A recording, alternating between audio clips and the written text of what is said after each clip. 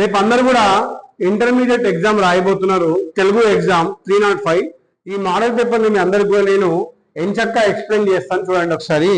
అయితే model paper లో first section 1 లో అవగాహన ప్రతిస్పందన ఉంటుంది.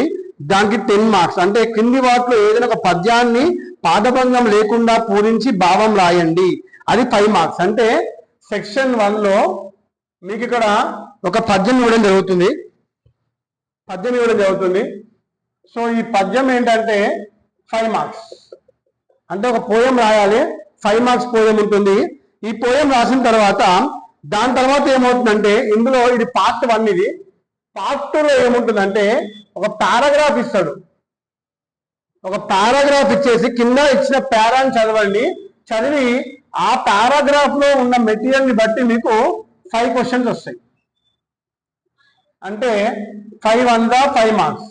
అంటే ఒకవేళ మీరు ఇక్కడ ఈ పద్యంని రాయలేకున్నా కూడా ఈ సెక్షన్ లో మీకు పారాగ్రాఫ్ చదువుకుంటూ ఆ పారాగ్రాఫ్ ఇచ్చిన క్వశ్చన్స్ మీరు ఆన్సర్ చేస్తే ఇక్కడ 5 మార్క్స్ రావడం జరుగుతుంది. ఇది సెక్షన్ 1. తర్వాత సెక్షన్ 2 అంటే విభాగం 2కి వెళ్తే మీకు ఇక్కడ విభాగం 2లో వ్యక్తీకరణ సృజనాత్మక అని చెప్పేసి మొత్తం ఇది 60 మార్క్స్ కేటాయించడం జరిగింది దీనికి.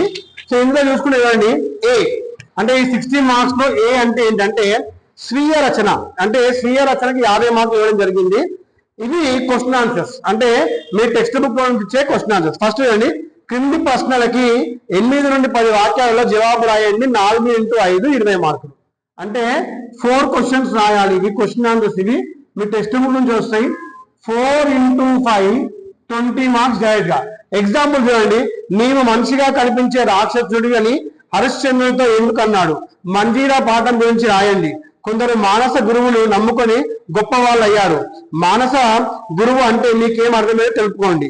నేటి సమాజంలో వార్తాపత్రిక తీరుపైనపై మీ అభిప్రాయం తెలపండి. అంటే ఇక్కడ టెక్స్ట్ బుక్ లో నుంచి కూడా కొన్ని ఓన్ క్వశ్చన్స్ వస్తాయన్నమాట. తర్వాత ఇందులో ఏంటంటే ఇది ఏ. తర్వాత బి పార్ట్కి వెళ్ళేసరికి ఏం చేస్తారంటే, క్రింది ప్రశ్నలకు 20 నుంచి 24 పంక్తులలో జవాబు రాయండి. చాలా ఇంపార్టెంట్. ఇది 3 క్వశ్చన్స్ ఇస్తాడు.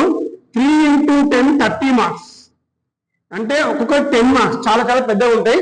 ఇందులో ఎలా చేస్తారండి చూడండి, మానస సంగీతం కవిత జీవితాన్ని ఎలా చేసుకోవాలో నేర్చుకునేది ఎట్లాగో వివరిస్తూ రాయండి, లేదా శతక పద్యాల పాఠం ఆధారంగా ఒక లక్షణం రాయండి. అంటే ఇవన్నీ కూడా ఎస్ఏ క్వశ్చన్స్. ప్రతి దానికి కూడా ఒక ఆప్షన్ అంటే 6 క్వశ్చన్స్ ఇస్తాడు. అవుట్ ఆఫ్ 6 క్వశ్చన్స్ మీరు 3 క్వశ్చన్స్ రాయాలి. సో ఇక్కడ 20 + 30 50 మార్క్స్ అయిపోయినాయి. ఇంకా 10 మార్క్స్ ఏంటంటే అది పార్ట్ సి, అది విభాగం 3. అందులో ఏంటంటే సృజనాత్మకత. అంటే ఏంటంటే చూడండి, క్రింది వాటిలో ఏదైనా ఒక ప్రశ్నకి జవాబు రాయండి. జాతీయ సమైక్యత గురించి తెలుపుతూ రాయండి, లేదంటే గురువు శిష్య సంబంధం ఎట్లా రాయండి, వృత్తి పని వాళ్ళ నైపుణ్యాన్ని ప్రశంసలు రాయండి. అంటే ఒక ఎస్ఏ సి పార్ట్ లో ఒక ఎస్ఏ ఇస్తాడు. ఈ ఎస్ఏకి వచ్చేసి 10 మార్క్స్. సో ఈ పార్ట్ బిలో చాలా మంది క్వశ్చన్స్ ముందు టెక్స్ట్ బుక్ నుంచి కవర్ అవుతాయి, తర్వాత ఎస్ఏస్ ఉంటాయి. ఈ 10 మార్క్స్ మాత్రం వ్యాసం అంటే ఎస్ఏ రైటింగ్ కింద ఉంటుంది.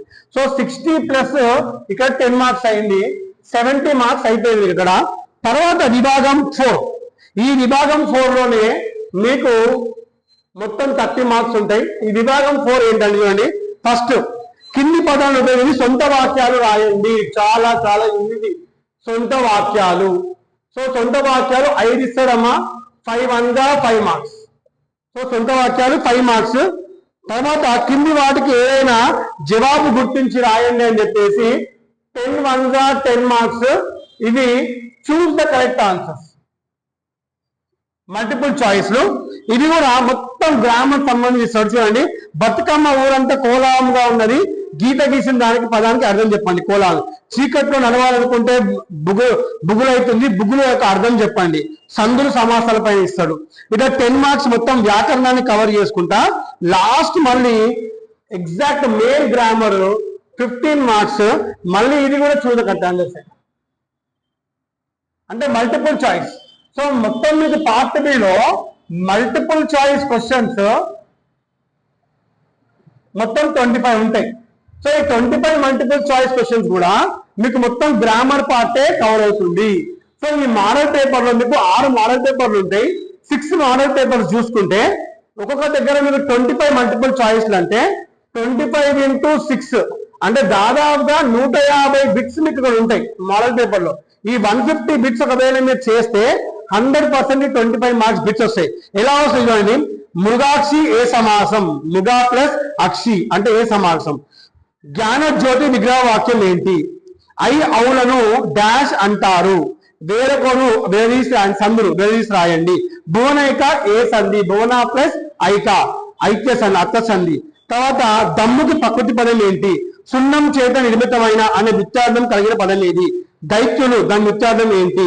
తర్వాత సమాసంతో పాటు కింది వాటిలో దిగు సమాసం కానిది, కింది వాటిలో చేకానుపాన అలంకారం గురించి రాయండి.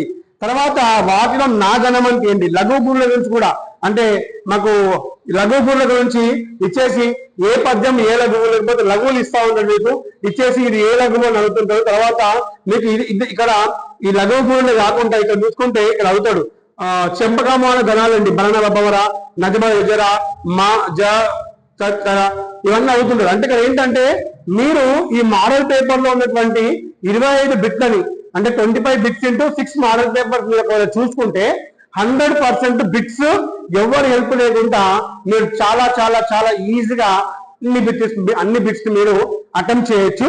అంటే నేను అంచనా చెప్తాను, ఈ మోడల్ పేపర్ కూడా మీరు ప్రాక్టీస్ చేస్తే రేపు మీరు సునాయాసంగా 80 మార్కులు మీరు సాధించవచ్చు, 80 మార్క్స్ మీరు సాధించవచ్చు. సో ఇంటర్మీడియట్ తెలుగు ఎగ్జామ్ రాసే అందరూ కూడా ధైర్యంగా రేపు వెళ్ళండి, మోడల్ పేపర్ ని పర్ఫెక్ట్ చదువుకోండి. చదువుకుంటే చాలా చాలా ఈజీగా మీరు రేపు ఇంటర్మీడియట్ తెలుగు పాస్ కావచ్చు. Thank you very much.